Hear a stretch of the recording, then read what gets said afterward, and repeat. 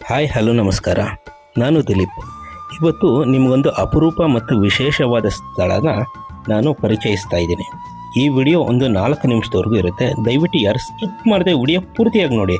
ನಿಮಗೆ ಒಂದು ಕ್ಷೇತ್ರನ ದರ್ಶನ ಮಾಡಿದ ಹಾಗೆ ಅನುಭವ ನಿಮಗಾಗುತ್ತೆ. ನೀವು ಯಾರಾದರೂ ಉಡುಪಿ ಮತ್ತು ಕುಂದಾಪುರದ ಕಡೆ ಪ್ರವಾಸ ಅಂತ ಹೊರಟಿದ್ದರೆ ಈ ಕ್ಷೇತ್ರನ ಮಿಸ್ ಮಾಡಿಕೊಂಡೇ ಹೋಗಿ. ಇದು ಉಡುಪಿ ಜಿಲ್ಲೆಯ ಕುಂದಾಪುರ ತಾಲೂಕಿನ ಕಬ್ಜಾ ನದಿ ಘಟ್ಟದಲ್ಲಿ ವಿರಾಜಮಾನವಾಗಿ ನೆಲೆಸಿರುವಂಥ ಶ್ರೀ ಬ್ರಾಹ್ಮಿ ದುರ್ಗಾ ಪರಮೇಶ್ವರಿ, ಅದುವೇ ಕಮಲಶಿಲೆ. ಹೆಸರು ಹೇಳೋ ಹಾಗೆ ಗರ್ಭಗುಡಿಯಲ್ಲಿ ದುರ್ಗಾ ಪರಮೇಶ್ವರಿ ಕಮಲದಂತೆ ನೆಲೆಸಿದ್ದಾಳೆ. ಈ ಕ್ಷೇತ್ರವು ದಟ್ಟ ಅರಣ್ಯದ ಮಧ್ಯೆ ಇರುವುದರಿಂದ ಪ್ರವಾಸಿಗರನ್ನು ಕೈಬೀಸಿ ಕರೆಯುತ್ತದೆ. ನೀವು ಯಾರಾದರೂ ಕ್ಷೇತ್ರಕ್ಕೆ ಭೇಟಿ ನೀಡಬೇಕಾದರೆ ಒಂದು ರಾತ್ರಿ ಇಲ್ಲಿ ಇರುವಂಥ ಒಂದು ಪ್ಲ್ಯಾನ್ ಮಾಡ್ಕೊಳ್ಳಿ. ಇಲ್ಲಿ ನಿಮಗೆ ಇರಲಿಕ್ಕೆ ಕೊಠಡಿಗಳ ವ್ಯವಸ್ಥೆ ಇದೆ. ನೀವು ರೂಮ್ ಬುಕ್ಕಿಂಗ್ ಮಾಡಬೇಕು ಅಂದರೆ ದೇವಸ್ಥಾನದ ಆಡಳಿತ ಮಂಡಳಿಗೆ 10 ದಿವಸ ಮುಂಚಿತವಾಗಿಯೇ ನೀವು ಫೋನ್ ಮಾಡಿ ರೂಮ್ನ ಬುಕ್ ಮಾಡ್ಕೊಬೋದು. ಮತ್ತು ಹಾಗೆ ಈ ಕ್ಷೇತ್ರದಲ್ಲಿ ನಿಮಗೆ ವಿಶೇಷವಾಗಿ ಅನ್ನದಾಸೋಹ ಕಾರ್ಯಕ್ರಮ ನಡೆಯುತ್ತೆ. ತಿರ್ಗಾ ಮರುದಿನ ಬೆಳಗ್ಗೆನೇ ನೀವು ತಿರ್ಗಾ ದೇವಿಯ ದರ್ಶನ ಮುಗಿಸ್ಕೊಂಡು ಬೆಳಗ್ಗೆ 9 ಗಂಟೆ ಮೇಲೆ ನೀವು ದೇವಸ್ಥಾನದಿಂದ 1.5 ಕಿಲೋಮೀಟರ್ ದೂರದಲ್ಲಿ ನಿಮಗೆ ಒಂದು ಆದಿಸ್ಥಳ ಸಿಗುತ್ತೆ, ಕಮಲಶಿಲೆಯ ಆದಿಸ್ಥಳ. ಈ ಗುಹೆಗೆ ಸುಪರ್ಶ್ವ ಗುಹಾಲಯ ಎಂದು ಕರೆಯುತ್ತಾರೆ.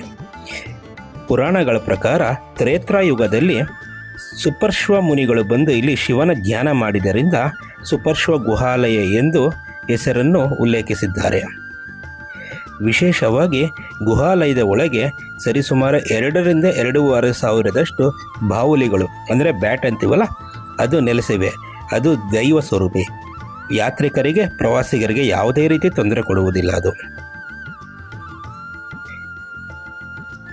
ಈ ಗುಹಾಲಯಕ್ಕೆ ಬೆಳಗ್ಗೆ 9 ಗಂಟೆಯಿಂದ ಸಂಜೆ 5 ಗಂಟೆಯವರೆಗೆ ಮಾತ್ರ ಪ್ರವೇಶವನ್ನು ಕೊಡುತ್ತಾರೆ. ನಮ್ಮ ಜೊತೆಗೆ ಒಬ್ಬರು ಅರ್ಚಕರು ಕೂಡ ಬರುತ್ತಾರೆ.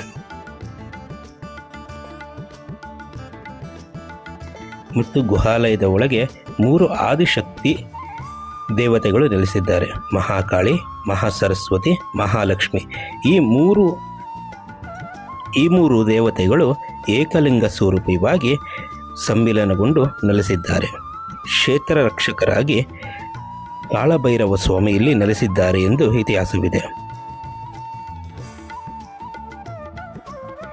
ಮತ್ತು ಈ ಗುಹೆ ಒಳಗೆ ತೀರ್ಥ ಉದ್ಭವ ಆಗುವುದನ್ನು ನಾಗತೀರ್ಥ ಎಂದು ಕರೆಯುತ್ತಾರೆ.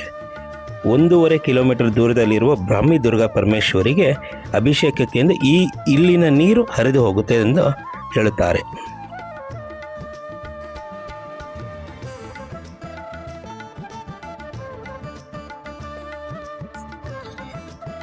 ಗುಹಾಲಯದ ಮೇಲ್ಭಾಗದಲ್ಲಿ ನಿಮಗೆ ಬೃಹದಾಕಾರದಂಥ ಮರಗಳು ಇದ್ದರೂ ನಿಮಗೆ ಗುಹೆ ಒಳಗೆ 1 ಇಂಚು ಕೂಡ ಬೇರು ನಿಮಗೆ ಕಾಣಿಸೋದಿಲ್ಲ.